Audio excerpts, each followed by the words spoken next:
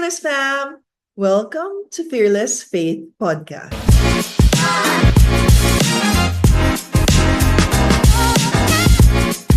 Together with me is our special guest for tonight, my baby brother in the community. We have here Matt! Hello, How are you, Matt? everyone. My baby brother.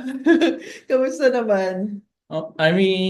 Overall, it's been great so Mhm. far, especially here sa CFL. I really enjoy being with you guys. And good thing nakahabol ka for today. For to, Usually talaga, sabihin mo, makakahabol. I mean, hahabol ka, pero minsan on time ka naman. mm, And what I notice about you is you always have the word of honor. Kapag sinabi yung pupunta ka, pupunta ka. mm. Mhm. Kung sure ako na pupunta ako, sasabihin ko pupunta ako. Kung Mhm. hindi ako sure, sinasabi ko rin. Pero Mhm. as much as, kung kaya ko pumunta, sige, pupunta ako. Mhm. Thank you for always Mm. showing up. Mm. How's your childhood like, Matt? Childhood. Kamusta yung kabataan mo? Kabataan. I mean, ako kasi introvert ako. So, mostly reserved ako and konti lang yung friends ko usually. Pero even though konti yung friends ko, um, so super meaningful yung relationships ko with them. Like super close ako sa kanila. Like pati rin yung best friend ko since high school. Mhm. Kaibigan ko pa rin until now. Very supportive ako sa kanya. Like, very selective ako sa friendships ko at relationships ko. Wow, thank you. Mm. Alam mo yun. Thank you. How's your high school life naman and college life? Ooh, As a student, kamusta ka ng as a student? student, academically, well, so-so, both high school and college. Sa college, well, sa college naman, um, parang tinatry ko i-balance yung academics ko, tapos extracurriculars ko din, dahil gusto ko rin i-involve ko yung sarili ko in different activities, and also, parang sometimes gusto ko rin ng challenge or to try something new, or gusto ko I want to try something that I've always wanted to try, like theater. So, I've been really adventurous nung college. Mhm. That's why pati rin sa select friends ko, very adventurous din. Oh, very adventurous. Yes. Is it growing in the community? Kasi yung parents mo ever since active na eh, di ba? In the community. I mean, kung sa CFL, yeah, they've been very active. Alam ko may mataas na position sila. I just don't know anong Mm. position. Pero alam ko may position sila up there. And yeah, matagal na sila sa community. Even before CFL, they've been immersing themselves, helping out in the mission of Christ. Like, pati rin sa yung Couples for Campus for Christ. Christ. It Yes. started It there. started there. That's why may yung friends, yung anak ng friends nila sa Couples for Christ, childhood friends ko. So, um, so very active sila sa community. And even up until now. Kaya nga pinasali rin nila ako sa community para ma-immerse ako sa community, para maging active din ako. I still remember the first time you attended the BFF. You were just holding a book. Yeah. Super introvert. Yeah, super introvert talaga ako. How were you naman as a son? As a son, I mean, to be honest, pasaway din ako. Eh, Yeah. sunuran kayo yung parang first impression. Pasaway ka rin I'm, pala. Lahat talaga tayo may kanya-kanyang pasaway. yeah, pasaway ako. Like, um, siyempre, mag-gimmick ako, pero of course, I try to be as good of a son as possible. Especially na panganay ako. I have to be an example to my siblings. So, ayun, I try to be a good example. I mean, especially na, let's say, yung brother ko gagraduate na ng college, and yung sister ko mag-moving up na from junior to senior high. So, of course, kailangan nila ng guidance. So, as much as possible, I want to be there for them.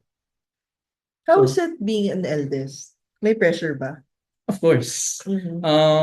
di nawawala yung pressure kapag panganay. Mhm. And palaging palaging check kung ano yung next na balak mo, ano next na plan mo. And and of course, check din kung paano ko tinitreat din yung siblings ko rin. Syempre, akong panganay, ako yung role model nila. So, I have to be the best that I can be. So, may pressure talaga. And I try to manage that pressure. Alongside yung pressure yung personal pressures ko and other goals ko sa buhay. Yeah. Mental health check. Kamusta naman mental health mo? How's your mental health so far? Mental health, I mean, like everyone naman, goes up and down. Like, May may waves, waves, highs and may highs lows. and Pag lows. magkakasama tayo, ang saya. Saya. Of course, like every time nakasama ko kayo, it's always a very healing experience. Yeah. Like, kaya gusto ko, ayun, I really like na kasama ko kayo. That's why, kung may chance na makakasama ko either ikaw, sina Angelo, sina Ray, sina El, sina Phoebe. Like, if I can make time, gagawin ko talaga. Yeah. Dahil dyan, wine night na ba mamaya? Why not? Wine. Why not? So, what's your favorite CFL experience? Ooh. Or memorable? Memorable CFL experience. Let's see. Sige, i-categorize natin sa dalawa. Isa yung parang major event, tapos isa yung parang very common pero super special sa akin. Magsimula tayo sa yung big event. And that's yung Baguio BFF. Because parang ang dami kong natutunan doon as a person and as like a son of God. Parang ang dami kong natutunan on how I can contribute sa community. And that's where you stepped up. Yeah. You prayed over someone, you had one-on-one with someone. Yeah.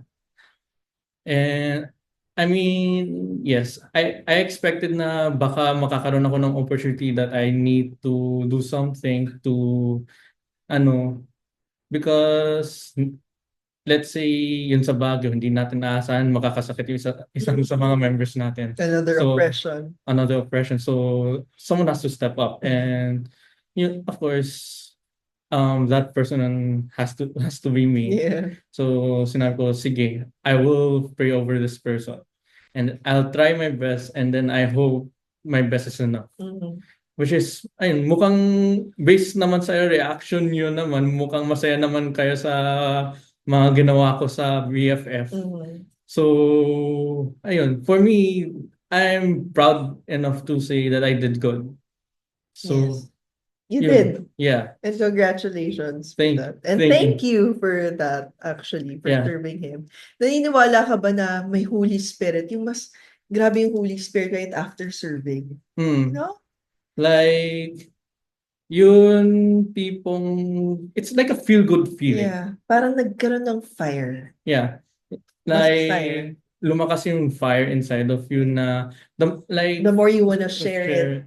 Yes. Kaya nga tomorrow, di ba, may 3 friends ka that you're Yeah. gonna invite. Like, actually, hindi ko ine-expect yun eh. Dahil nagsimula talaga lahat yun sa conversation namin pag-uusap namin ng best friend ko. And then nalaman ko na yung girlfriend ng best friend ko naghahanap ng community. Galing. And then sinabi ko, tapos nalaman rin ng best friend ko na I'm also part of a Catholic community. So, sinabi ko, sige, let's try to integrate you into the community. That's why I invited her pati rin yung best friend ko. Tapos nadamay na rin yung pinsan ko dahil shinare ko rin yung experience na yun. So dumadami na rin nare-recruit.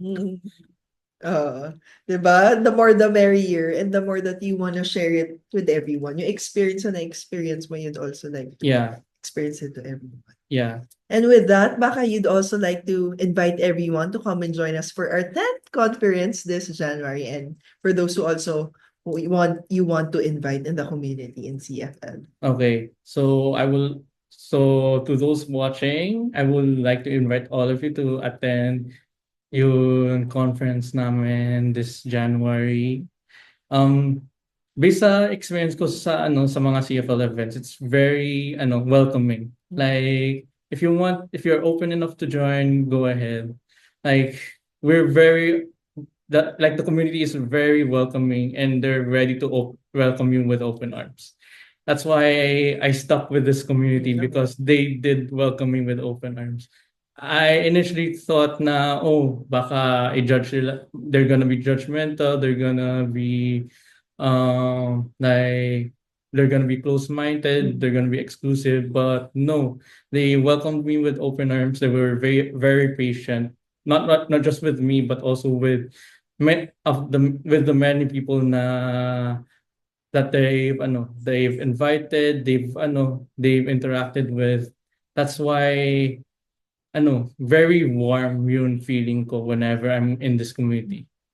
So yes, I invite you to join us in the conference, and I hope to see everyone who's interested. I hope to see you there. Thanks again, Matt. Thank you as well, Ate Car.